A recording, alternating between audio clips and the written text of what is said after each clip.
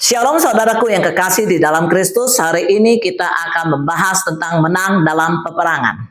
Dalam Efesus 6 ayat 10 sampai dengan 18 tertulis, karena perjuangan kita bukanlah melawan darah dan daging, tetapi penguasa-penguasa, pemerintah-pemerintah, dan penghulu-penghulu dunia yang gelap ini. Banyak orang berpikir bahwa masalah hidup hanyalah masalah manusia, ekonomi, keluarga, pekerjaan, kesehatan, atau hubungan sosial. Tetapi Alkitab mengajarkan bahwa di balik semua itu ada peperangan rohani yang nyata. Iblis bekerja untuk menghancurkan iman, menanamkan ketakutan, memecah keluarga, membuat manusia hidup dalam dosa, dan menjauhkan manusia dari Tuhan. Dan karena itu orang percaya tidak boleh hidup lengah. Kita dipanggil menjadi tentara Kristus yang berjaga-jaga dan berperang dalam kuasa Tuhan. Peperangan rohani itu nyata, saudara. Dalam 1 Petrus 5 ayat 8 tertulis, lawanmu si iblis berjalan keliling sama seperti singa yang mengaum-ngaum. Iblis itu nyata, kuasa gelap itu nyata, godaan itu nyata, saudara. Kadang peperangan rohani muncul melalui pikiran negatif, keputusasaan, dosa yang berulang, konflik keluarga, iri hati, kebencian, ketakutan, bahkan kemalasan rohani. Iblis tidak selalu datang dengan hal menyeramkan. Kadang ia bekerja secara halus, membuat orang malas berdoa, sibuk dengan dunia, kehilangan kasih, dan mulai menjauh daripada Tuhan sedikit demi sedikit. Nah, masalah yang terbesar bukan ketika iblis menyerang saudara, tetapi ketika orang percaya tidak sadar bahwa dirinya sedang diserang.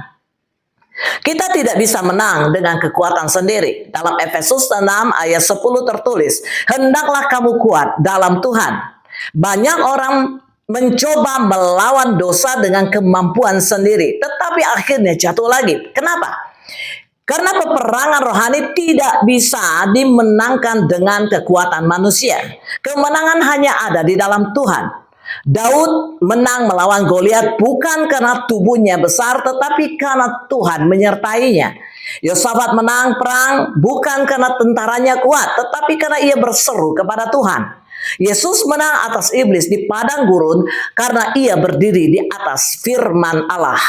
Jadi orang yang dekat dengan Tuhan akan lebih kuat menghadapi serangan iblis. Nah, Allah memberikan perlengkapan senjata rohani. Dalam Efesus 6 ayat 13 sampai dengan 17, Tuhan tidak membiarkan anak-anaknya berperang tanpa perlengkapan. Yang pertama, ikat pinggang kebenaran, hidup dalam kejujuran dan firman Tuhan. Yang kedua, baju zirah keadilan, menjaga hidup benar dan kudus. Ketiga, kasut kerelaan memberitakan Injil, tetap membawa damai dan kabar baik. Keempat, perisai iman, iman memadamkan panah api si jahat. 5, ketopong keselamatan, menjaga pikiran kita dari tipu daya si iblis. 6, pedang roh yaitu firman Tuhan. Firman Tuhan adalah senjata yang tajam, yang paling tajam bahkan melawan iblis. Tanpa firman dan doa, orang percaya akan mudah dikalahkan. Doa adalah kekuatan dalam peperangan. Dalam Efesus 6 ayat 18, berdoalah setiap waktu. Doa bukan perlengkapan kehidupan Kristen. Doa adalah nafas rohani. Orang yang jarang berdoa akan lemah rohaninya. Tetapi orang yang hidup dalam doa akan memiliki kekuatan surgawi. Ketika Daniel berdoa, Tuhan bekerja. Ketika Paulus dan Silas berdoa di penjara, pintu penjara terbuka. Ketika gereja mula-mula berdoa, kuasa Tuhan dicurahkan. Nah, saudara, kita lihat contoh. Seorang tentara tanpa senjata di medan perang akan mudah dikalahkan. Demikian juga dengan orang Kristen tanpa doa akan mudah jatuh dalam dosa dan ketakutan. Tetapi ketika orang percaya mulai berdoa sungguh-sungguh, hati yang lemah dikuatkan, pikiran yang kacau dipulihkan, dan kuasa Tuhan bekerja dengan ajaib. Yesus sudah memberikan kemenangan. Dalam Kolose 2 ayat 15 tertulis, ia telah melucuti pemerintah-pemerintah dan penguasa-penguasa. Di kayu salib, Yesus sudah mengalahkan kuasa dosa dan iblis, saudara.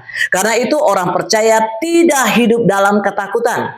Kita bukan berperang untuk mencari kemenangan. Kita berperang karena posisi kemenangan di dalam Kristus. Kuasa Tuhan lebih besar daripada kuasa gelap apapun, saudara. Jadi, peperangan rohani itu nyata, tetapi Tuhan tidak pernah meninggalkan kita sendirian. Dan untuk menang dalam peperangan rohani, tetap dekat dengan Tuhan, hidup dalam firman Tuhan, gunakan perlengkapan senjata Allah, dan jangan berhenti berdoa. Jangan takut menghadapi serangan iblis, sebab Yesus adalah pemenang sejati. Selama kita berjalan bersama Tuhan, kita tidak akan dikalahkan. Tuhan Yesus memberkati kita semua. Shalom, salam pemenang.